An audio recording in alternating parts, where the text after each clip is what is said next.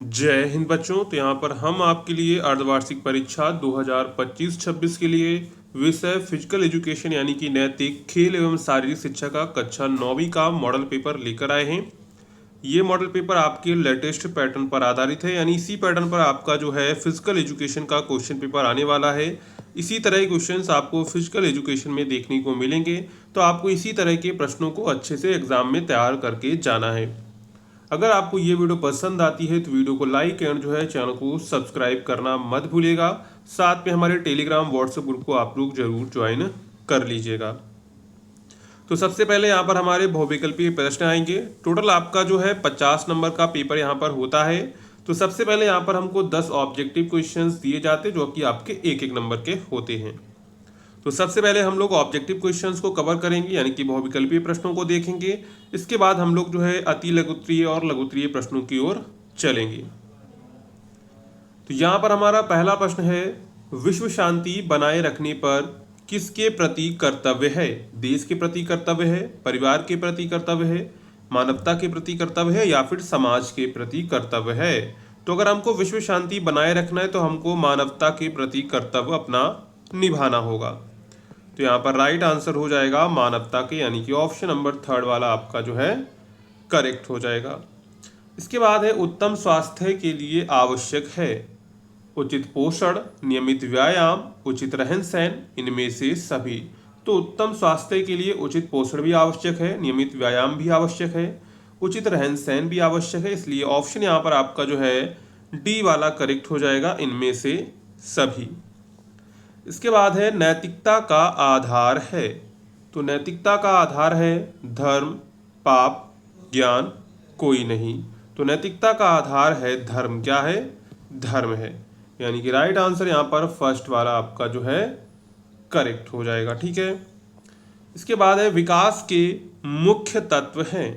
तो विकास के मुख्य तत्व हैं प्राण शक्ति, परिपक्वता, संघर्ष और प्रयास, ये सभी। तो यहाँ पर राइट आंसर हो जाएगा ये सभी। इसके बाद है, गणतंत्र दिवस मनाया जाता है 15 अगस्त को, 26 जनवरी को, 2 अक्टूबर को, 14 नवंबर को।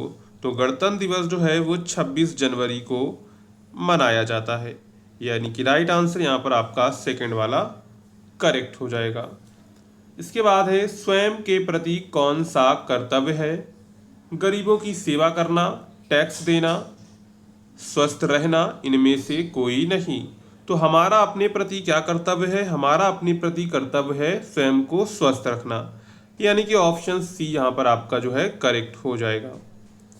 इसके बाद है, संक्रामक रोगों से संघर्ष करने की शक्ति कहलाती है टीके लगवाना, प्रातः टहलना, सामाजिक वातावरण, ये सभी। तो संक्रामक रोगों से संघर्ष करने के लिए हमको समय समय पर क्या करवाना चाहिए? टीके लगवाना चाहिए, यानी कि राइट आंसर यहाँ पर फर्स्ट वाला आंसर आपका करेक्ट हो जाएगा। इसके बाद है, विकास को प्रभावित करने वाले कारक हैं पोषण, घर परिवार का वातावरण, सामाजिक वातावरण, ये सभी।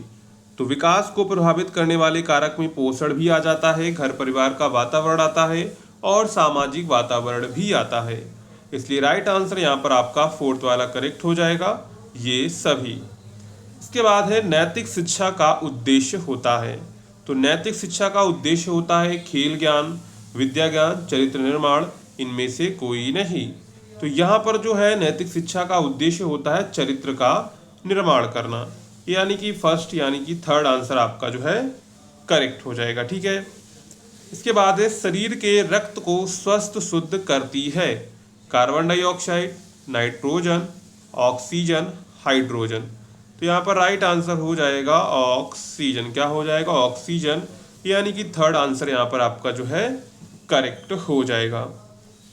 इसके बाद आते हैं हमारे अति लघुत्तरीय प्रश्न। ये आपकी एग्जाम के लिए इंपॉर्टेंट है, इन सभी प्रश्नों को एक बार एग्जाम से पहले आप लोग जरूर देख कर जाइएगा। तो यहाँ पर प्रश्न है, नैतिक मूल्यों का क्या आधार है वो आपको बताना है। कर्तव्य की आपको यहाँ पर परिभाषा देनी है, यानी कर्तव्य क्या होता है। इसके बाद आपको बताना है बुद्धि लब्धि किसे कहते हैं। नैतिक शिक्षा का एक महत्व आपको यहाँ पर बताना है। मानवता के प्रति आपका क्या कर्तव्य है वो आपको यहाँ पर लिखना है। इसके बाद है, एक यौगिक क्रिया का नाम बताइए। किशोरावस्था की प्रमुख विशेषताएं बताइए। इसके बाद है किन्हीं दो अनैतिक कार्यों के उदाहरण दीजिए। इसके बाद है वृद्धि किसे कहते हैं। तो ये सब आपके किस में आएंगे, ये सब आपके जो है अति लघुत्तरीय प्रश्न यानी कि very short answer type questions में आएंगे, यानी कि इसको आपको 2 लाइनों में ही खत्म कर देना है, ज्यादा बड़ा आंसर आपको इसको नहीं लिखना है, ठीक है। इसके बाद आ जाते हैं यहाँ पर हमारे लघुत्तरीय प्रश्न यानी कि शॉर्ट आंसर टाइप क्वेश्चंस। तो यहाँ पर है वृद्धि और विकास में अंतर आपको बताने हैं।